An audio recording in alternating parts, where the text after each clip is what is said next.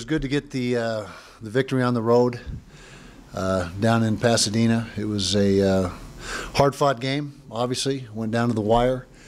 Proud of the way our guys played. They hung in there for the full 60 minutes, which is what we needed to do. We knew that going in, that it was going to be a situation where we had to play well for the full 60. There was no margin for error, and so they did that. A lot of great individual performances. Offensively, Booker, came through again for us, 150-plus yards. Kendall Thompson came in relief of Travis and really made the most of that opportunity. The kicking game, we talked about Nate or Liz talked about Nate and Andy and what they did. Didn't really get a lot going in the return game. In special teams, they did a nice job keeping Kalen Clay to a minimum. Defensively, Nate Orchard was the headliner. Was in the backfield all night long, and the front seven in general. Very well. The whole defense in general. It was a good job by the defense, good effort, and like I said, proud of the way they played. Good to get the win, and we are now into bye week number 2, and then it'll be Oregon State after that. We had a good idea of his capabilities when we watched his junior college tape. He was really a productive, high-level runner in junior college, and so when he got here in spring, it's kind of like I liken it to how John White first entered the program. He was here in spring, didn't make a big splash, kind of like Devontae in this past spring, but you saw the potential, you saw the signs of what he was capable of, and what his potential was, and then this, in the last couple of weeks, things have started to click for him, and he really has played. So I'm going to say no, it wasn't a surprise. And he's doing things that we hoped he was going to do when we recruited him. Haven't decided that yet. We're still working through the depth chart. That'll be released probably Wednesday. What's today? Monday, Wednesday. And but he's made a strong case for himself, obviously, and coaches are in there right now evaluating. We got here early in the morning and have been at it for several hours. But it's obviously an important decision, and we want to make sure we do everything we should do, and evaluation-wise, and come up with the right answer. And we'll do that, like I said, in the next 48 hours. We hope so. It's he's struggled with some things this year. You can see, he's an impact player, and when he's on the field, he makes his presence known. He had the interception for a touchdown, another tackle for loss. On a separate play, and so he's a guy that is really an impact player for us, and I'm going to be optimistic again this week and say, yeah, that he's going to be available in 10 days, but that's not known for sure right now. Most likely Andre Godfrey, and Andre wasn't available. He was available. He wasn't at full strength back when Marcus played for Tevin, and Marcus did a nice job. They're both true freshmen, and both have a lot of upside and a lot of talent. Very pleased with how Andre played in this past game. He stepped in when Tevin went down, and we really didn't miss a beat as far as assignments and being where he was supposed to be when he was supposed to be there. And thought he handled that situation for a true freshman thrust into that scenario. I thought he did a nice job. Yeah, it was interesting weekend overall, but right now I think everybody in the North has a loss.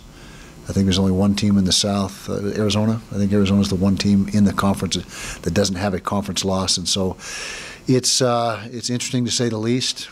And I'm sure you're going to hear a lot of rumblings about the 9-game schedule, because everyone's beating each other up is what's going on, and so right now it's wide open. I don't think there is a clear-cut favorite in either division, and it could be real exciting. We'll see how it unfolds. There's a zero chance of that right now in my mind, and I haven't changed my stance on that. I guess anything's possible, but that's not in our mindset right now at this point in time. We're working through all those possibilities right now. My guess is it's a long season. You'll get 7 more games, and very difficult to get through in a season with just one guy. Anyways, just from an injury standpoint, and so we'll see what happens. But my guess is we'll need them both. UCLA was highly ranked, and when you beat a highly ranked team, and you're in the position we were in, where I think we had got some votes last week, although we didn't crack into the top 25. So not a big surprise, but proud of our players, and it's a good way to recognize their efforts and what they've done so far this season. Can't dwell on it, get hung up on it, get excited about it, because there's a lot of football left. But it's a nice recognition for our players, and something they've definitely earned. Well, very confident. He hit that long one to Drez. Drez made a spectacular catch, but Kendall put the ball in a place where it gave him an opportunity to make a play. And Kendall was 10 of 13 Saturday night with 2 drops. So actually, he was on the money 12 out of 13 times. And so, no, we have no reservation about Kendall throwing the football at all. We think he's very accurate. Well, Kendall's a dual threat guy, and that's really the way football is evolving, is the dual threat quarterback. That's becoming more and more prevalent every single year. In fact, right now I'd say it's probably the vast majority of the teams are trying to find that guy if they don't have him already. And so the answer is no. I mean, you got to do what you got to do to move the football. You want to be smart. You want to take as many hits off a quarterback as you can, but if you're a dual threat, you're a dual threat. You're going to pull it down and run a portion of the time, and you're going to have some pure QB runs dialed up for you a certain portion of the time, and that's what makes the spread go. If you got a quarterback that is truly a dual threat guy, and the defense has to respect both elements, then that's the best case scenario for you. Well, the short answer is it was give Kendall an opportunity and see what he did with the opportunity. And so it wasn't, okay, Travis, you're done, sit down, Kendall, it's your deal. And we had talked about this earlier in the week, where we'd sputtered the last 2 weeks offensively against Michigan and against Washington State, and hadn't been real consistent. And the plan was going in that if we didn't see some consistency early, give Kendall a shot. He's earned it. He does well in practice. He's a dynamic player, and we thought that hey, if you got a chance for someone to spark you, let's take a shot at that.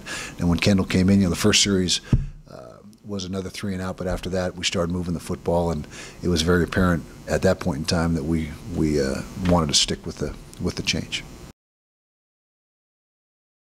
Yeah, you dwell on it too much, it becomes a self-fulfilling prophecy, and it seems to compound the problem. And so we're just going to do some extra things in practice, and they're already working hard in practice, ball machine before and after, and as well as things that we have structured in the body of practice.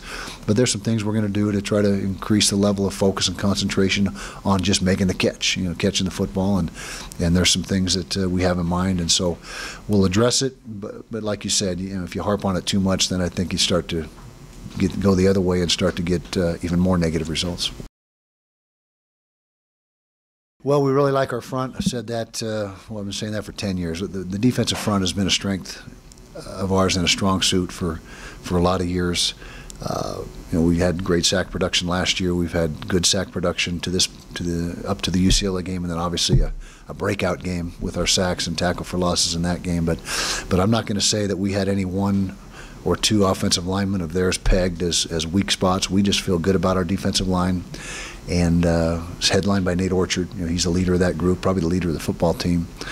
And they got after it. The majority of those 10 sacks were on 4-man rush. We did bring pressure a certain percentage of the game, but the majority of the sacks came off of 4-man rush.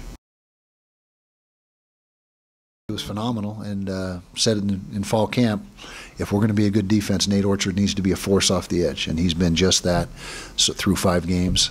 And we felt going into the season he could be one of the best edge players in the Pac-12, which I think has been proven so far this season. And the 2 most valuable commodities for a defensive coordinator are an edge pass rusher and a shutdown corner. And we feel like we're close to having that situation for us.